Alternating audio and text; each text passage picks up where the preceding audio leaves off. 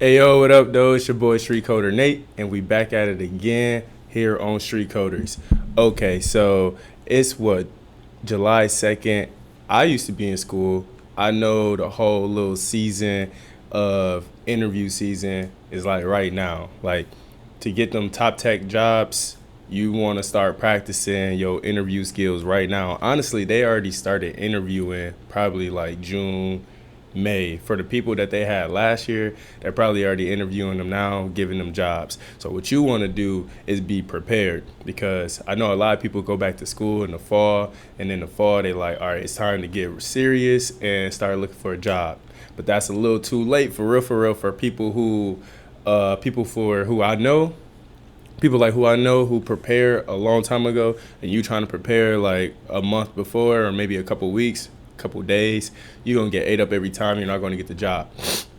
And then even for self-taught programmers, I know a lot of y'all don't even like have like a structure to even follow when y'all going through interviews. And maybe y'all didn't even know that like this is around the time where a lot of companies are hiring, between like July and I would say, what is it, July and October, November time. That's where like software companies, they doing a thing. They looking for people for internships. They're looking at people to fill the positions. There's a lot of movement going around this time.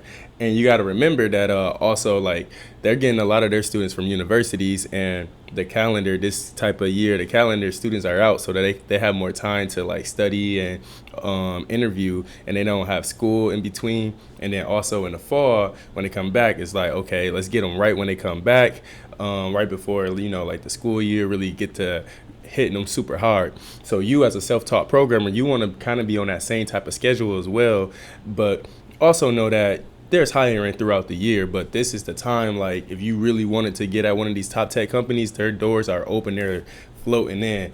And the thing is, like at Microsoft, I was talking to my manager the other day. He was telling me like they're trying to look for people outside of the traditional way of getting people. So like university route and whatnot, like they're trying to go outside the university, still going to the university, but trying to go outside the university because they realize there are way more talent outside the university. Because what, only like 10 to 20, 30 maybe percent of people go to school, like higher education. So the rest of the talent is out in the world. And so they're looking for new ways to find people. So as a self-taught programmer, as a boot camp programmer, like there's hella opportunity. And so what I'm doing for y'all today is bringing y'all my little steps. I think it's about 7 or 8 steps I have that I kind of like went through as I was going through my interview process. Like I told y'all before, like I was interviewing, and I was failing. And then finally, when I got this set of processes or a set of steps down for my process, it all kind of flowed together. And then I was able to knock out 5 interviews, one on Friday, 5 coding interviews, one on a Friday, and then 4 the following Fridays, just back to back to back to back to back, smooth. And I followed this set of steps. So without further ado, I'm gonna give y'all those steps starting now. Okay, so my number one thing I always say to people now when I'm tutoring them is be yourself.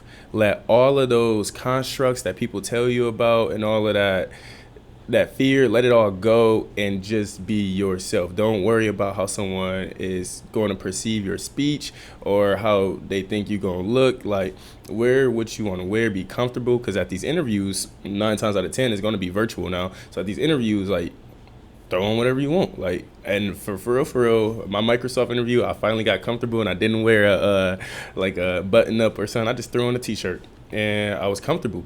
And so be comfortable, be yourself. That's number one. Okay, so now that you're comfortable in yourself and you like, okay, you relaxed, talk to the person as if the person is a human. Don't talk to the person as if the person is a interviewer. That you're not going to get anything out of that person. You got to remember, I got this principle from How to Win Friends and Influence Other. You got to remember that at the end of the day, you are talking to a person, and that people have feelings. And all you got to do is start to try to connect somewhere on those feelings. And people are always giving off cues about different things that they would love to connect with, and you just have to be an aware person. So as your step number one, for real, after being yourself, step number one is listen, is pay attention as much as possible. Relax, pay attention, get the scene, see the person that's in front of you, listen to what's coming out their mouth, and really be engaged. Try practicing actually listening, like not listening to respond, just in general in your life. If you try this in your life, it will reflect out into the interview. Just try listening to people and don't even giving your perspective. What you will see is that you're going to start taking on their perspective, and you can start seeing things through their eyes. And if you're an interviewer, or if you're interviewing and you're starting to see the question through the interviewer's eyes, oh man, you start to, connect very, very fast, and you start to make the connections in your head about the code and about the problem really quick. Number one, listen. Okay, so number two, a lot of people skip this part, and I understand, because it's a coding interview, so you want to get straight to like writing code, but you gotta pause after they give you the question. After you talk, well, first after you talk, introduce yourself and all of that, whatnot, and talk a little bit about yourself. My bad. So this is more so on the technical, not the behavioral. That's why I kind of got stuck. So after you talk and introduce yourself, after that part, okay, and now you relax and you listen. The next part to do is the example. Ask them for an example, even if you don't even think you need an example. Ask them for an example every single time. Ask for an example, because what it helps you do and what it helped me do is that it gave me extra time to process what I had just listened to. So even as 9 times, sometimes I wasn't even listening to the example. I'm gonna be honest, probably every single time I didn't listen to the example, I probably asked them. So what will happen is they will give me the example, and as they were giving me the example, I knew that I could say, could you repeat that? Can you give me another example or make it better? So I knew I could say that. So what I did, the first example was sit and process everything that I just picked up from that question and the little notes I was taking. So, and that's another thing. When you're listening, you can take notes. Have a piece of paper. Definitely have a piece of paper or an iPad, like by you, definitely. Something that you're comfortable with. I used to use paper before on my interviews because I thought like they didn't want me to use my iPad, but I'm most comfortable on my iPad. So on my Microsoft interview, my last one, I was like, I'm going to use my iPad. I really made it comfortable, made the whole scene comfortable for me. I brought my iPad. I just told them, yo, I'm using my iPad. Got my pencil on it. Got some notes. They was like, all right, cool. Make it comfortable. If you write notes while you're listening, if you was in math class or history class and you was trying to get the little points, take some notes. Don't take everything. Take the most important parts. Okay, so we get the example. So the first part of the example, like I said, I'm just making sense of what I just heard, of all the variables and the actual task at hand. Now that I kind of got it and I heard that the example's kind of over, I look at the example a little bit. I look and I mix it in with what I just processed, and I'm like, okay, I kind of got an idea. Now it's time to ask for the real example, the real example where they're going to slow it down. Because the second time you ask somebody something, notice they slow it down. They try to, okay, you didn't get it the first time. In the back of their head, what they're saying is, maybe I didn't explain it well. So they slow it down, and then they give you the example better. So ask for that second example, and that one will be the actual example that you can follow. And then they may even go back to the first example and say, you see here in the first example, this is what happened in the second example. So then you really get both the examples explained to you. It's a little hack. Try it out. Okay, so now that you got the examples explained to you, and you got the understanding of the question, it's time to try to give a solution to this problem. And the way that we get a solution in step number 3 is just brute force. What do I mean by brute force? Brute force is just like keep hitting something until it like break. It is like keep knocking until the door open. And so pretty much it's like the most inefficient way to write an algorithm, but it gets the job done. Like let's say I was trying to, like, I could walk the stairs or I could climb a building. Like, they both gonna get the job done. One is just really, really inefficient, while the other one is just like super efficient. So give the inefficient algorithm. Now, hear what I say. Give the inefficient algorithm. I didn't say write the inefficient algorithm. I said give. Pause.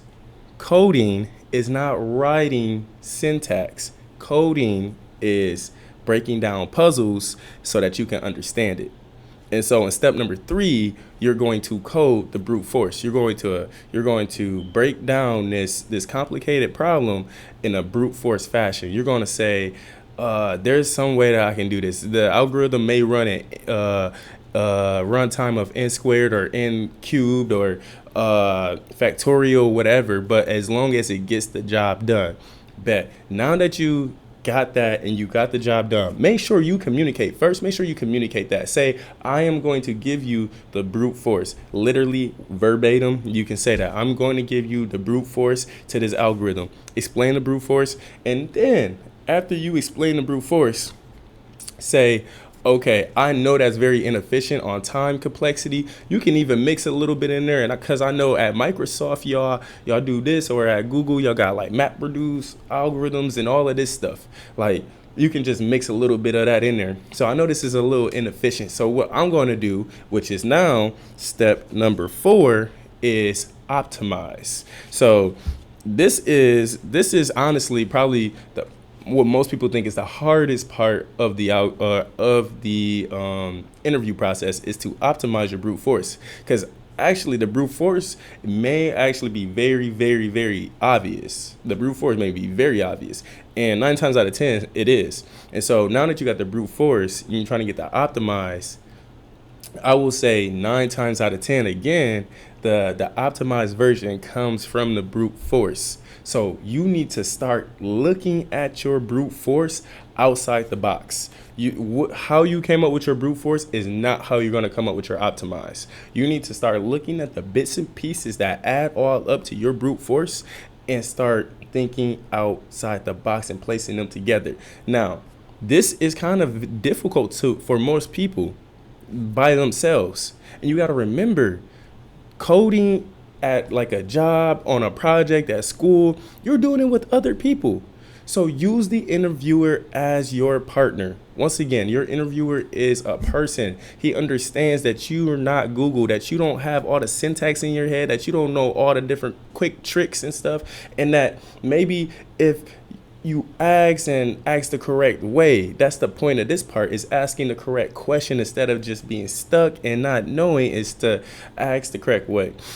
And so what I do is, even in the brute force, what I do is I give myself 5 minutes. If I can't come up with a brute force in 5 minutes on step number 3, if I can't come up with a brute force in 5 minutes, I ask a question. And the way I ask the question is, these are the things that I have. This is what I understand, and this is what I'm trying to get, but I'm missing some little connector. And if you can, like, can you somehow, is my logic flowing? Do you see where my logic is breaking somewhere, somehow? And what the interviewer does is, they may not give you the answer directly, but they'll give you, let's say, a hint, and that hint will 9 times out of 10 be that click, that factor, that if it's the brute force, this is the brute force. And sometimes that hint from the brute force will be like, oh, and you can optimize it just like this, and you can hit the brute force and optimize at the same time. Literally, I just did what I did in my interview a few times. Like, I would be like, oh, yes, after getting that hint. So don't be afraid to get the hint. I was afraid to get the hint. And when I was doing my mock interviews with my uncle, he was paying attention to me the first few times, and he would notice, like, you start strong, but when you hit a part that you don't know, you freeze up, you quiet, like, you need a time limit. You need a time limit on how long you will allow yourself to do that. Because as an interviewer, if you're doing that, I have no idea what you're thinking. I have no idea what you're doing. So you got to stay communicating all the time. And so if you pause and you don't know, that's a good point to say, let me figure out how to formulate a proper question to ask the interviewer. So now that you got your question, some things to pay attention to before you even ask, like, a hint. Before you ask for the hint, there are a couple things you want to pay attention to optimize. Maybe you don't even need the hint. Here are some hints that you could use for yourself. So optimize. walk through the brute force looking for bud optimization. So I got this right out of cracking the coding interview. It's bottlenecks. What does bud stand for? Bottlenecks. Things that like could it be space, time, all of these things like that. Unnecessary work. Are we looping too many times? Can we loop let's say half the amount of time, or do we even need to loop? Is there a more efficient algorithm for us to do this? And then duplicated work. Are you doing things twice? Look at your work. Or do you need to create this variable to hold this data if there's another variable that's already holding that data for you? It's starting to think like this, which will help you. And you take your brute force, which is the plate, and you start thinking this way in terms of the algorithm. And so a couple other things that I have is look for unused info all the time. If you have a big ass paragraph and you only using like 3 of the info parts out of this, your optimization is in the rest of that information. You got to go back and read it. Solve it manually and the reverse engineer from there, kind of like brute force. Solve it incorrectly and figure out why it failed. That's also a great one, to solve incorrectly, because when you can solve incorrectly, you can follow the steps backwards to see where it fell off at. And when you can find where it fell off at, then that's like that's the missing connector part, right? And now you can say, okay, I found where my algorithm is kind of like iffy at, but this is the logic and this is where I'm trying to go, but this part right here, and then they can go ahead and give you a hint. And then always look for time versus space using hash tables and hash maps and stuff like that.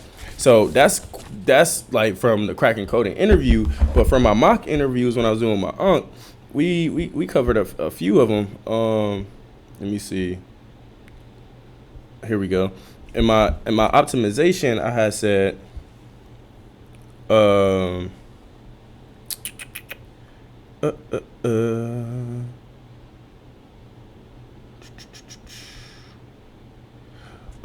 not my optimization, my bad. So yeah, that was pretty much how I hit the optimization was with the questions and with the with the questions, and then also the different steps that I picked up out of cracking the coding interview. And so what I was looking at my iPad was I actually had a different structure on here, is that it says when given a question, after the interviewer reads it to me, thank the interviewer for the question. So that was just proper. This is what my uncle was telling me, like just little cues is thank the interviewer for the question, identify what type of problem it is, and make quick connections. So okay, it's like, thank you for this question. Oh, I noticed that this is a string question. Man, I've been practicing strings for like 2 weeks. I'm excited. Let's go. Said that a few times. They love it. Okay, cool.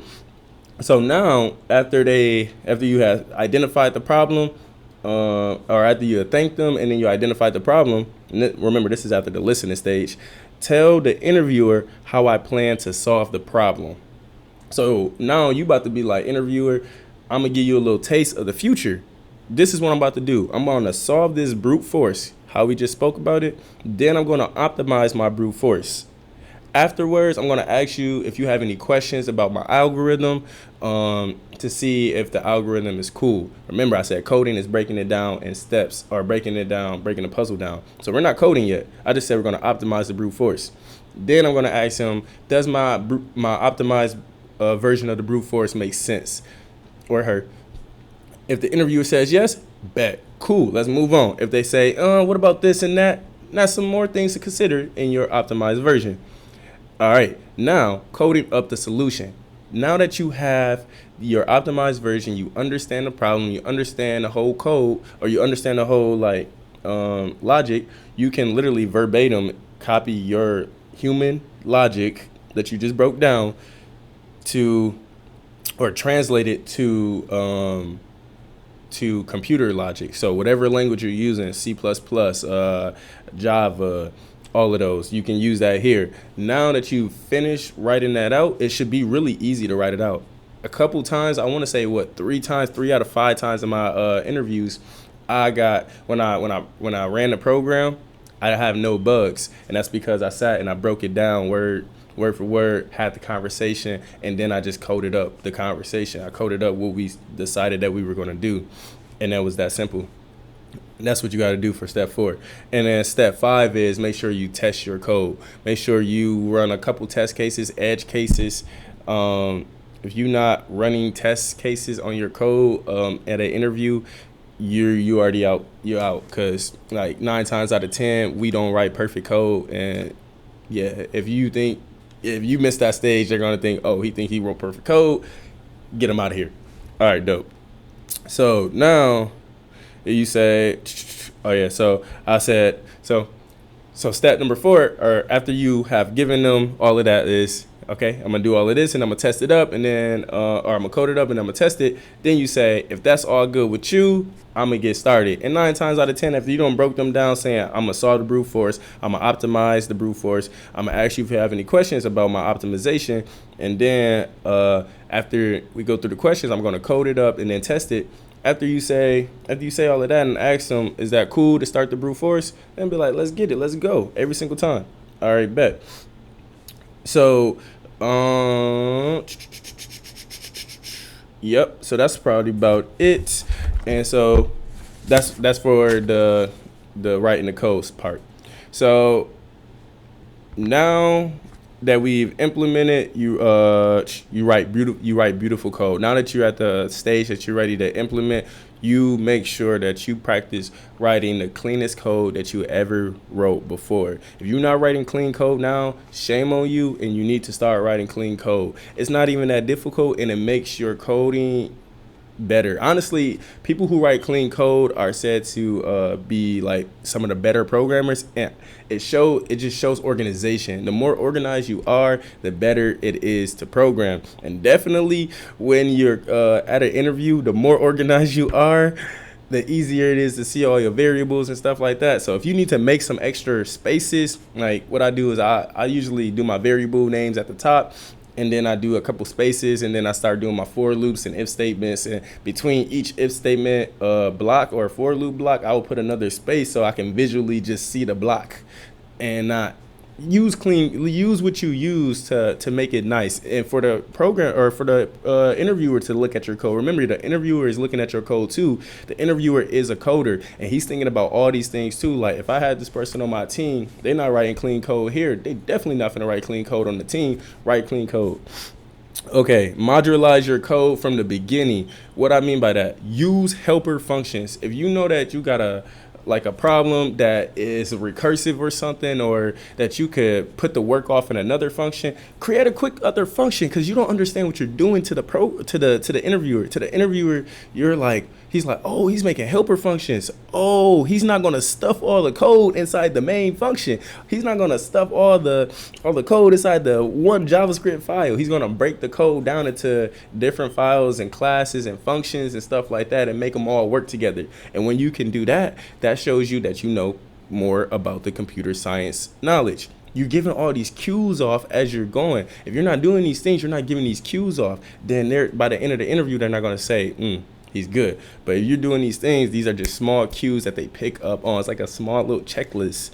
And then refactor wherever you think it's messy, like refactor.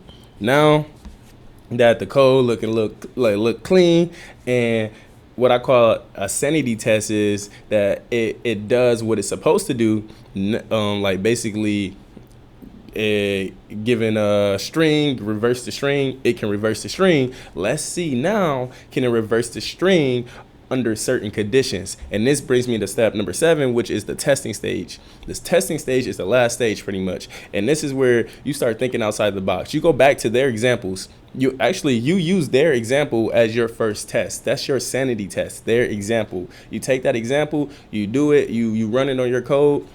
Given that it works on your code, like given that like it gives you the correct output. All right, move on to start creating your own examples. And what I usually do is I just take that example and tweak it a little bit more. That's all you gotta do is just take the example, tweak it a little bit more, and start thinking outside the box. Like, okay, reverse a string. What if the string is empty? What if the string had all the same letters? Or what if the string had no letters and it was just characters and stuff like that? So you got to start thinking outside the box and testing your code. And once again, this is giving off more cues. It's like, okay, he even thinking like on the terms of a hacker, like, you know, hackers may think, okay, they didn't think about this option, so let's try hacking through the back door this way. And then so if you're showing through your testing that you think outside the box and that you can come up with some great test cases that most people can't, a winner again. So just more and more cues. And then you just end it out by saying, thank you for the interview. I really appreciate this interview.